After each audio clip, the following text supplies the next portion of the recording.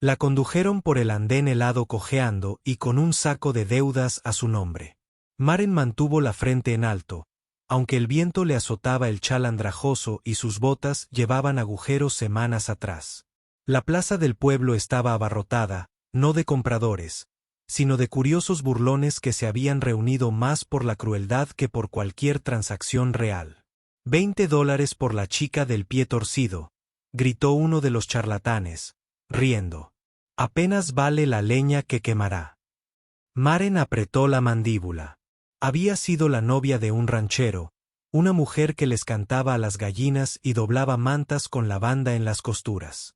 Pero su marido había muerto en el incendio de un granero el invierno anterior, y con él se fueron la tierra, la mula y toda la piedad que el pueblo fingió tener. Ahora, en medio de una ventisca, la subieron a un cajón y la llamaron una carga. Una broma, una deuda pagada por adelantado. Será buena leña para el montañés, murmuró alguien desde atrás. Eso silenció a la multitud por un instante. Incluso los más crueles conocían las historias del hombre salvaje que vivía cerca de Timberline Ridge, rodeado de lobos y fantasmas. Nadie lo había visto en años, al menos no con claridad. Algunos decían que no era del todo humano. Hagámoslo interesante, se burló el sheriff. Sin cargos. Solo enviénsela con él y veamos si regresa. Las risas rugieron. Unos aldeanos bajaron a Maren del cajón y la metieron en una carreta sin lona ni fuego, solo una linterna rota y una bolsa de galletas duras. Déjala en la cresta, le dijo el sheriff al chico que conducía. Si no la quiere, el frío acabará con ella. Las horas transcurrieron en un silencio aturdidor. La nieve se acumulaba en su falda, en sus mangas, incluso en sus pestañas. Para cuando la carreta se detuvo, el cielo había comenzado a oscurecerse con ese extraño tono plateado que precede a la muerte. Buena suerte, dijo el chico, arrojándole la manta. Ella bajó, temblando sobre la nieve hasta los muslos, mientras el viento aullaba como decían las historias.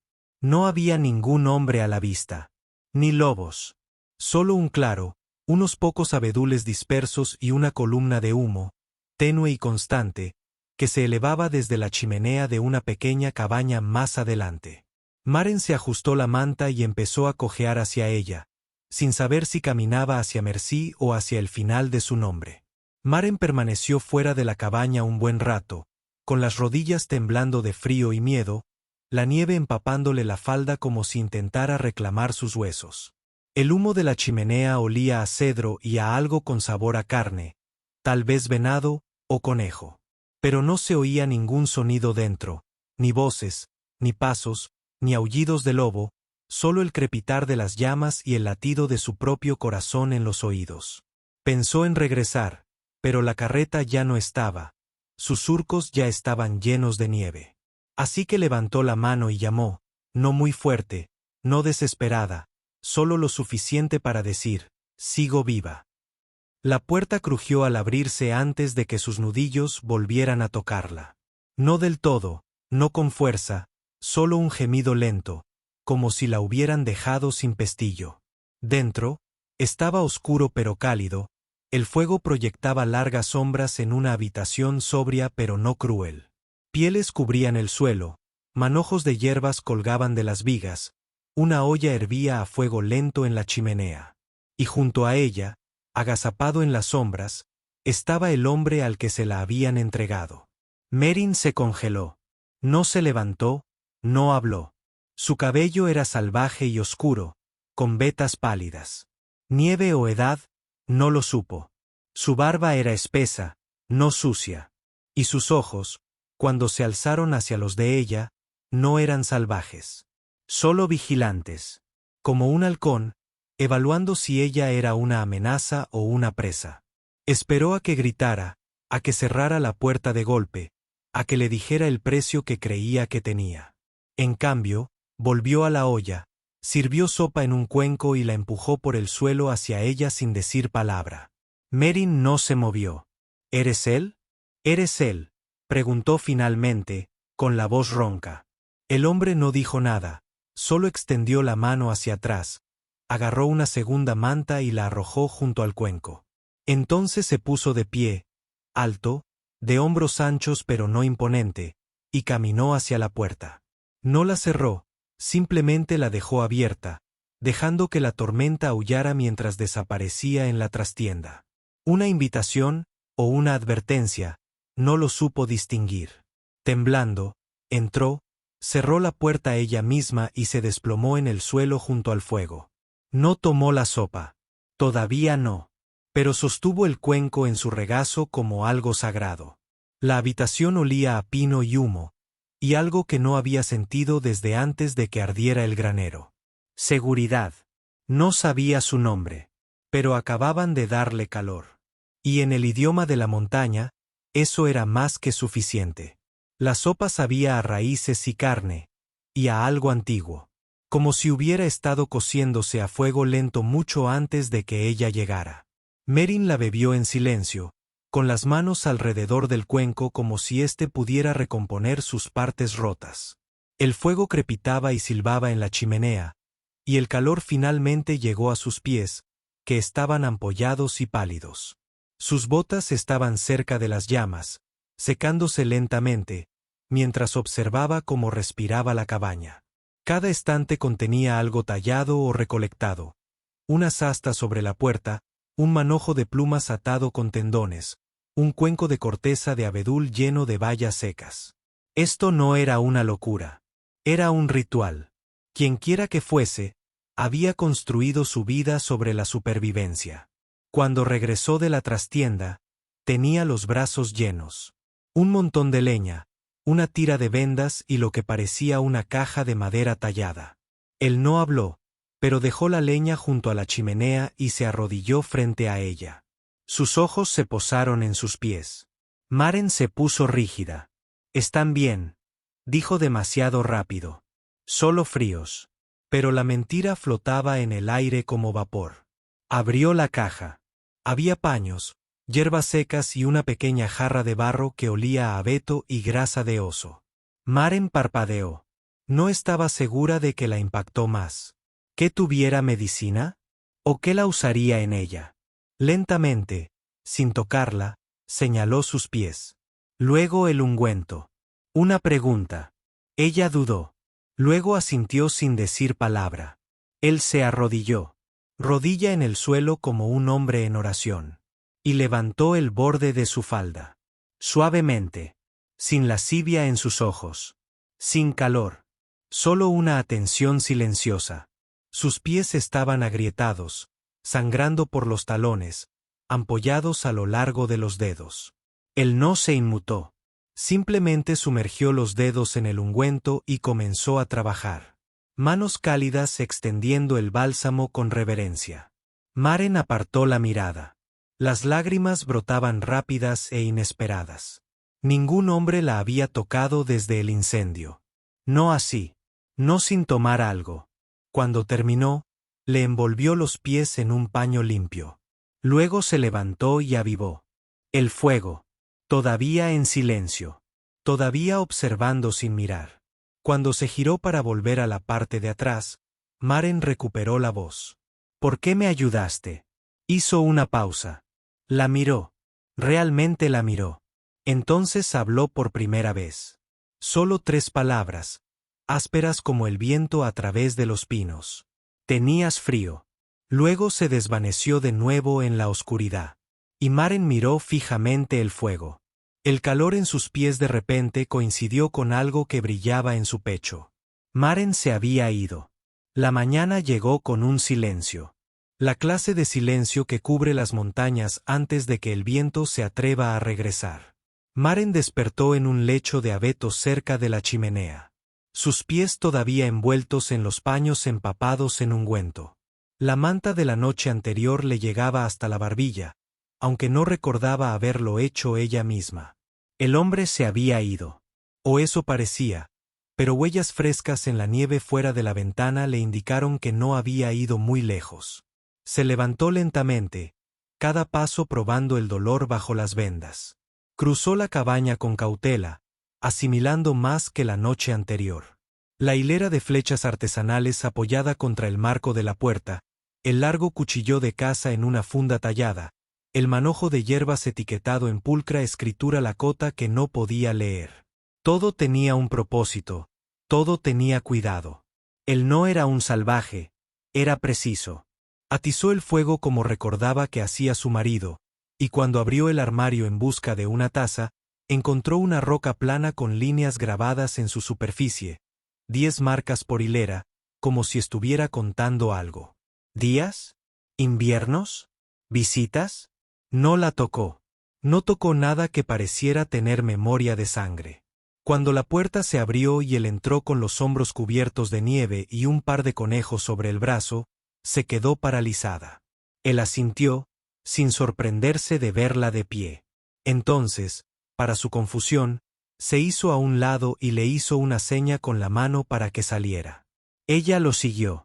El viento cortaba con fuerza, pero la vista la aturdió y la dejó en silencio.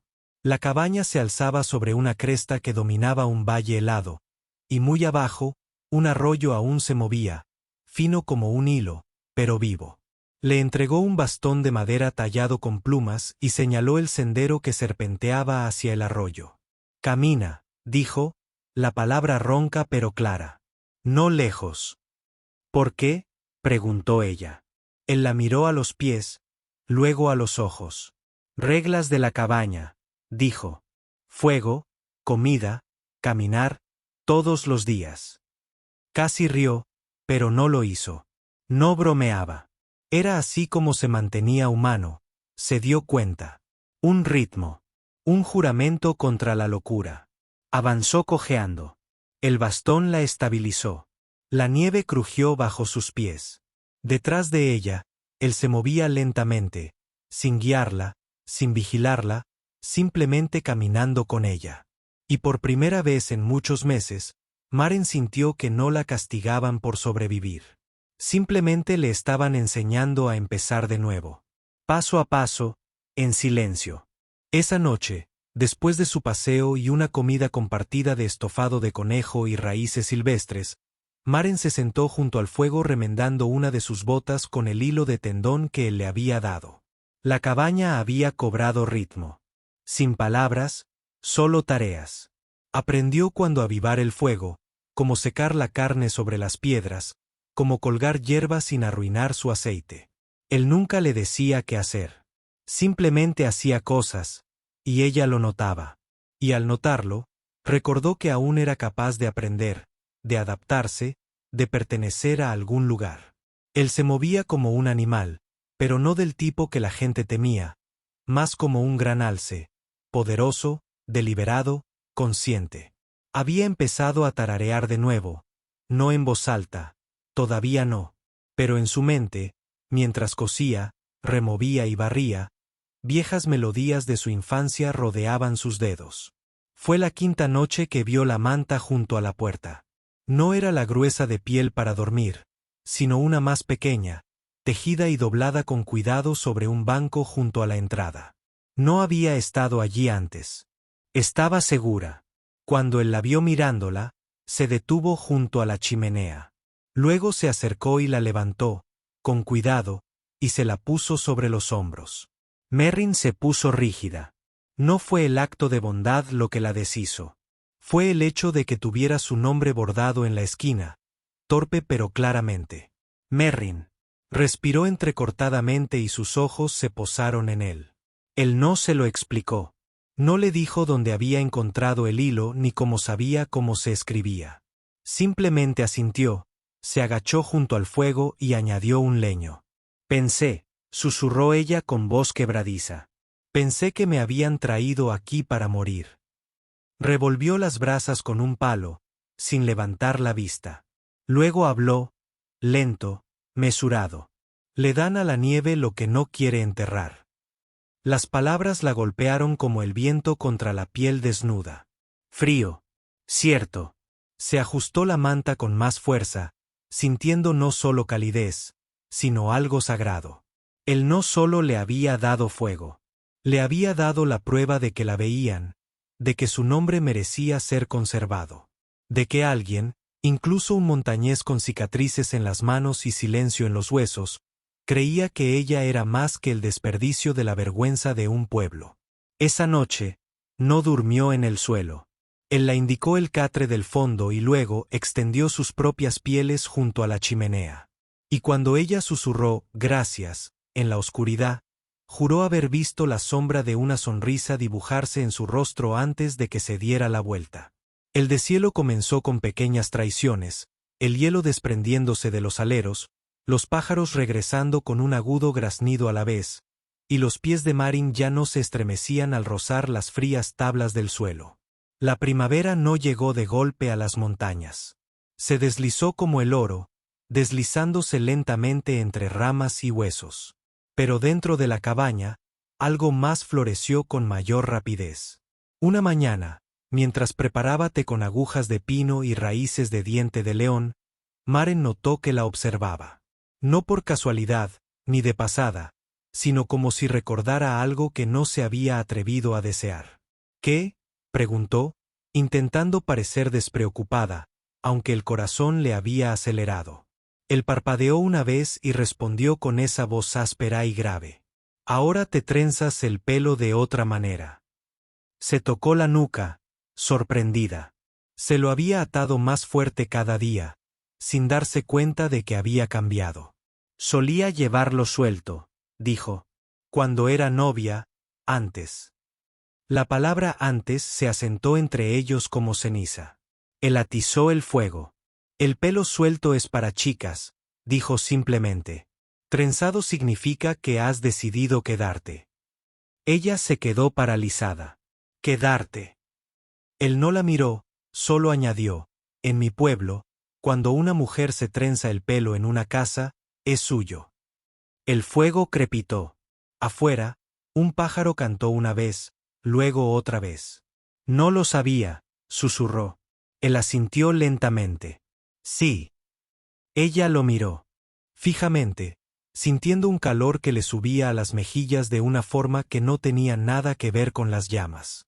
«¿Por eso nunca me pediste que me fuera?», preguntó. Él no respondió al principio. Con la voz más baja que le había oído hasta entonces, dijo, «He estado esperando». Se le hizo un nudo en la garganta. «¿Qué?» «Para que lo consideres tuyo. Para que lo consideres tuyo».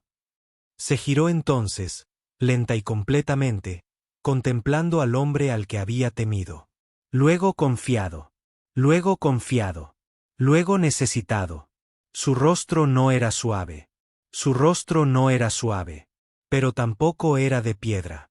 Sus cicatrices no parecían tan duras. Su silencio ya no se sentía como una ausencia. «¿Y si no sé cómo?», preguntó. «Para volver a pertenecer». Él se puso de pie, no rápido, no repentino, como un árbol que se alza contra el viento. Entonces tomó la cesta de leña, la colocó entre ellos y dijo, «Entonces empezamos así». Y colocó una segunda manta junto a la chimenea, junto a la de ella, sin superponerlas, sin separarlas. Y Maren lo entendió. No se ofrecía a rescatarla. Le ofrecía un lugar donde pudiera llegar plenamente, con la cojera, con el silencio, con la historia. Y por primera vez, la palabra hogar no le dolía. Respiró. El viento cambió de dirección esa semana, soplando desde el oeste y trayendo el olor a tierra en lugar de nieve. Maren empezó a despertar antes de que el fuego se apagara, sus manos se dedicaban a tareas sin necesidad de agua. Remojaba frijoles, barría cenizas, colgaba más hierbas trenzadas que él le había enseñado a atar. No le preguntó sobre su pasado, y él nunca le preguntó sobre el suyo, pero en ese silencio, algo más pleno floreció. La confianza no llegó como un trueno. Llegó como el vapor que se eleva del té de la mañana, visible solo si estabas lo suficientemente quieto como para notarlo. Una tarde, mientras recogía leña, encontró algo enterrado justo debajo de la escarcha. Una talla, pequeña, ovalada, pulida por el tiempo. Limpió la suciedad y le dio vueltas en la palma de la mano. La figura de una mujer grabada en madera, envuelta en llamas. Sintió una opresión en el pecho. Cuando la trajo de vuelta, No preguntó de quién eran las manos que la habían tallado. Simplemente la colocó sobre la repisa. Él vio. Asintió. Esa noche, sentados junto al fuego con las rodillas casi tocándose y el estofado burbujeando, pronunció su nombre en voz alta por primera vez. No tú, no chica. Solo, Maren. Se sobresaltó. Luego sonrió. Lo has dicho bien, murmuró. ¿Cómo lo supiste? Se dio un golpecito en la sien una vez. Oigo mejor de lo que hablo. Luego, tras una larga pausa, añadió, pero deberías saber el mío. Ella se enderezó. Me gustaría.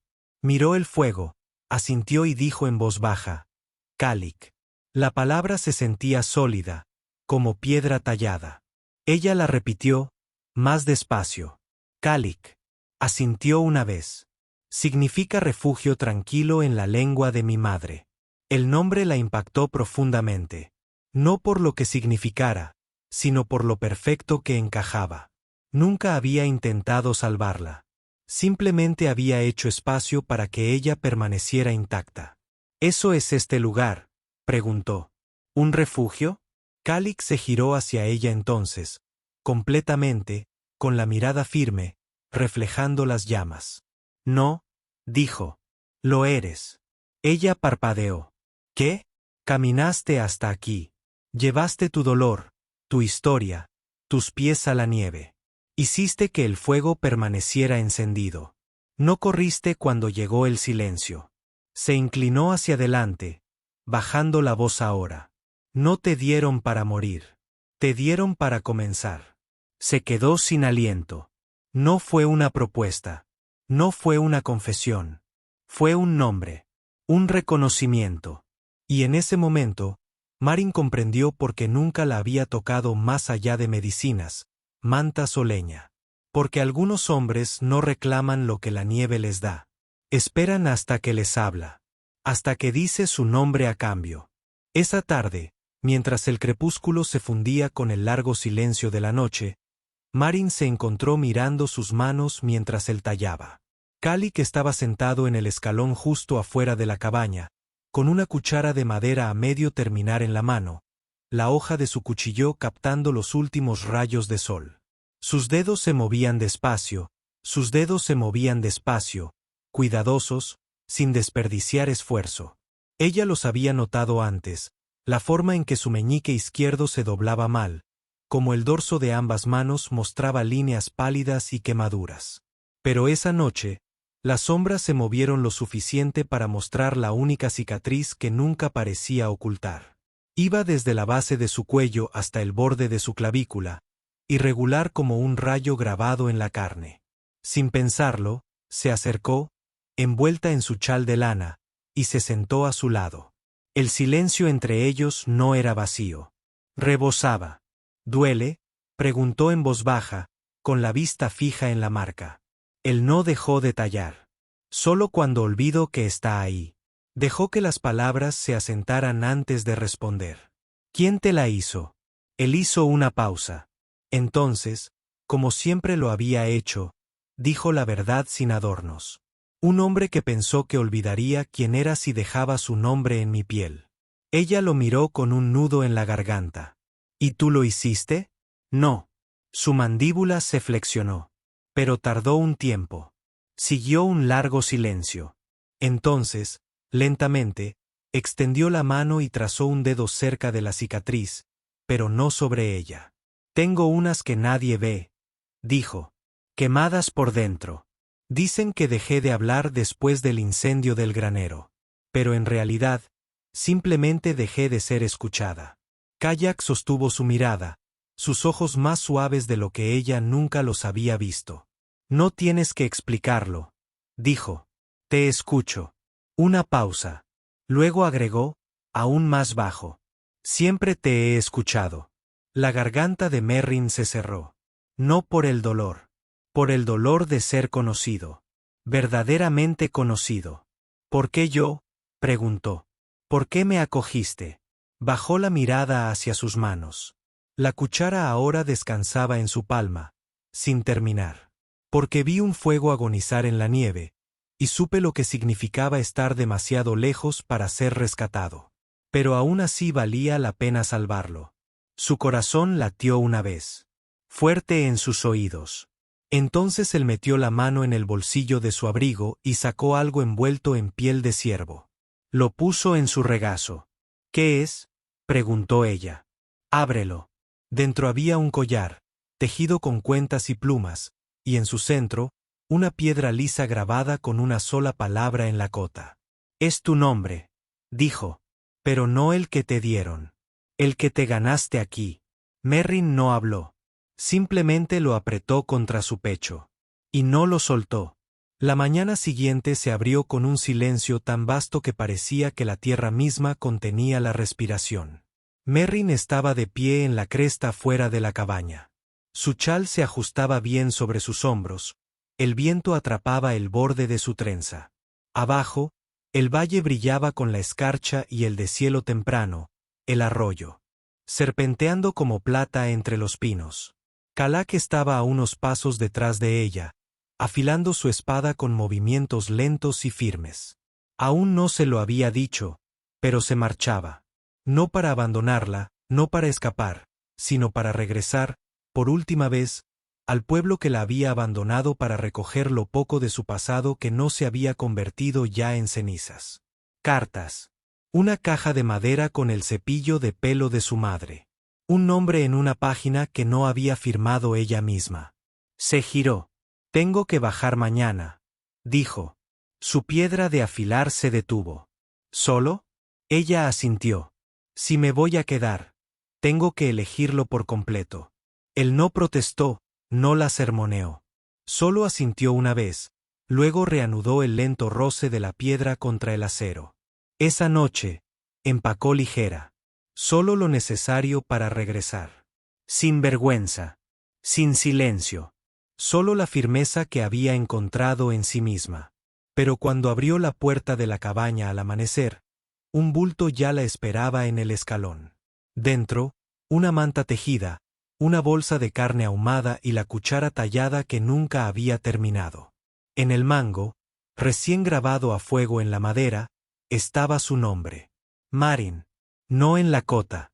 No en inglés. Solo en su propia mano. Cuando se giró, él estaba allí. Con el abrigo puesto. Ojos ilegibles. Te acompañaré hasta la línea de árboles, dijo. Ella asintió. Caminaron sin hablar, uno al lado del otro, por el sendero que tantas veces habían recorrido antes. Pero esta vez, cada paso resonaba con algo diferente. Una despedida. No un final. Cuando llegaron al límite del bosque, donde el sendero giraba hacia el pueblo y las montañas se desvanecían detrás, ella se giró. ¿Quieres que vuelva?, preguntó, su voz apenas más que un aliento. Él no respondió con palabras. En cambio, sacó una fina tira de cuero de alrededor de su cuello. Un anillo ensartado en ella, de plata, desgastado por el tiempo. Se lo puso en la mano. Solo si traes esto contigo, dijo. Le tembló el labio. ¿Qué es? Era de mi madre, respondió. Y si vuelves llevándolo puesto, significa que no regresas como invitado. Marin no lloró. Todavía no. Simplemente asintió, aferró el anillo y giró por el sendero. Era solo un poco de aliento. Era solo un poco de aliento. La nieve era solo un poco. Pero era solo un poco de aliento. Era solo un poco de aliento. La nieve era solo un poco. Era solo un poco. Era solo un poco de aliento. Era solo un poco de aliento. Era solo un poco de aliento. Era solo un poco de aliento. Era solo un poco de aliento. Era solo un poco de aliento. Y mientras caminaba, la nieve bajo sus pies se derretía. No por el sol, sino por el fuego que ahora llevaba. Fuego que nunca volvería a olvidar. La primavera en el valle no llegó rugiendo. Llegó con colores serenos. La nieve se retiró como una cortina, revelando musgo y azafrán. Los pájaros silvanaron el aire con sus cantos, y la cabaña, antes envuelta en silencio, comenzó a respirar de nuevo. Kalak pasaba los días reparando el tejado, tallando una viga nueva, cuidando el jardín de la ladera que había empezado antes de la última helada. Pero cada tarde, justo antes del anochecer, se sentaba en los escalones del porche y miraba el sendero con una quietud tan absoluta que dolía. No hablaba de ella, pero su chal seguía colgado junto a la chimenea. Su cuchara seguía en el estante, y su nombre, ahora grabado a fuego en la madera y en la memoria, perduraba en cada rincón. Entonces, al 30º día, el viento cambió. Lo sintió antes de oírlo. La silla crujió, la respiración se le cortó, el casco sobre la tierra descongelada. Cuando levantó la vista, ella estaba allí. Marón, con el mismo abrigo pero una trenza nueva, caminaba junto a una yegua prestada, con el rostro medio oculto por un sombrero de ala ancha. No sentía vergüenza ni miedo. Solo el anillo que llevaba alrededor del cuello se deslizaba ahora en su dedo. Se detuvo a pocos pasos del porche y no habló. No tenía por qué hacerlo. Él se quedó de pie, y por un instante ninguno de los dos se movió. Entonces ella dio un paso adelante, extendió la mano y dijo en voz baja: «Recordé cómo volver a casa». Kayak no sonrió como siempre. Su expresión apenas cambió. Pero sus ojos se abrieron, profundos y brillantes, llenos de algo que había esperado demasiado. Le tomó la mano y abrió la puerta de la cabaña. Esa noche, ella volvió a sentarse junto al fuego, tejiendo un cordón nuevo para el collar. «Sabes», dijo con voz firme, «intentaron detenerme. Dijeron que estaba loca por volver a ser un fantasma en las montañas». Revolvió el guiso. «Soy un fantasma». Ella sonrió. Solo un hombre que supo esperar sin exigir. Mientras comían, ella añadía sal sin preguntar. Y él ni se inmutaba. Cuando limpiaban, ella tarareaba, y él seguía su ritmo. Y más tarde, cuando el fuego se apagó, se quitó el anillo del dedo y lo puso en la palma de su mano. «Ahora dilo tú», susurró. Él la miró, luego el anillo. «¿Qué dices?», preguntó. Kayak se inclinó, tan cerca que la luz del fuego bailoteó en sus ojos, y con un aliento como el viento de la montaña, pronunció las únicas palabras que importaban ahora. «Bienvenida a casa, Maren». Y así fue. Por fin. Para siempre. Dale a me gusta, comparte y suscríbete para apoyar más historias conmovedoras aquí en Ecos del Oeste. Si hubieras estado allí cuando regresó solo con ese anillo, ¿habrías creído que aún pertenecía? Cuéntanoslo en los comentarios.